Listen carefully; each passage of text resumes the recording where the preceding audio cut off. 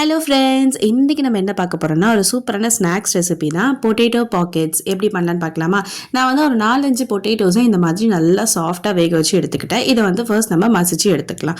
மசிச்சதுக்கப்புறமா இது கூட வந்து நம்ம மீதி இன்க்ரீடியன்ஸ் ஆட் பண்ணிக்கலாம். உப்பு, பெப்பர், சில்லி ஃப்ளேக்ஸ் அண்ட் பெரி பெரி இது எல்லாத்தையும் சேர்த்ததுக்கப்புறமா ஒரு வெங்காயத்தை இந்த மாதிரி குட்டி குட்டியாக சேர்த்துக்கோங்க. இதை நல்லா இந்த மாதிரி மிக்ஸ் பண்ணி விட்டுருங்க. இதுக்கப்புறமா நம்ம வந்து பிரெட் கிரம்ஸ் ரெடி பண்ணிக்கலாம். அதுக்கு பார்த்தீங்கன்னா நம்ம நார்மலாக பிரெட் எல்லாத்தையும் மிக்ஸி ஜாரில் போட்டு அரைச்சி எடுத்து வச்சுப்போல, அதுதாங்க. அவ்வளோதான். இப்போ வந்து நம்ம எப்படி பூரி மாவு பிசையுமோ அதே மாதிரி பிசைஞ்சிட்டு நம்ம எப்படி பூரி இடுவோமோ அதே மாதிரி இட்டுக்கலாம். கொஞ்சம் தின்னாக இட்டுக்கோங்க. ரொம்ப தடியாக இட்டுட்டிங்கன்னா கிறிஸ்பியாக வராது. அதனால கொஞ்சம் தின்னாக இட்டுக்கோங்க. நான் காமிக்கிறேன் பாருங்கள்.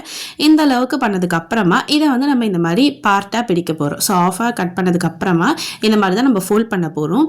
இப்போ நம்ம ரெடி பண்ணி வச்சுருந்தாலும் அந்த பொட்டேட்டோ ஸ்டஃபிங்கை வந்து இதுக்குள்ளே வச்சுட்டு இந்த மாதிரி எல்லா சைட்லேயும் லைட்டாக மைதா பேஸ்ட் அப்படின்னா தண்ணி கூட ஆட் பண்ணிக்கலாம். இந்த மாதிரி நல்லா சீல் பண்ணிவிட்டு நம்ம மைதா மாவை கரைச்சி வச்சிருக்கோம்ல, அதில் நல்லா டிப் பண்ணி எடுத்துட்டு இந்த பிரெட் கிரம்ஸில் போட்டு எடுத்துக்கலாம்.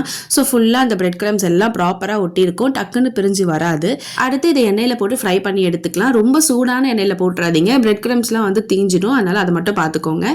இப்போ நம்மளுடைய பொட்டேட்டோ பாக்கெட்ஸ் ரெடி ஆகிடுச்சு. இதை நான் புட்டு காமிக்கிறேன். மேலே நல்லா கிறிஸ்பியாக, உள்ள நல்லா சாஃப்டாக ஸ்மூத்தாக சூப்பராக இருக்குங்க. ஸோ இந்த வீடியோ பிடிச்சிருந்தா லைக் பண்ணுங்கள், ஷேர் பண்ணுங்கள், சப்ஸ்கிரைப் பண்ணுங்கள். டாடா பாய்.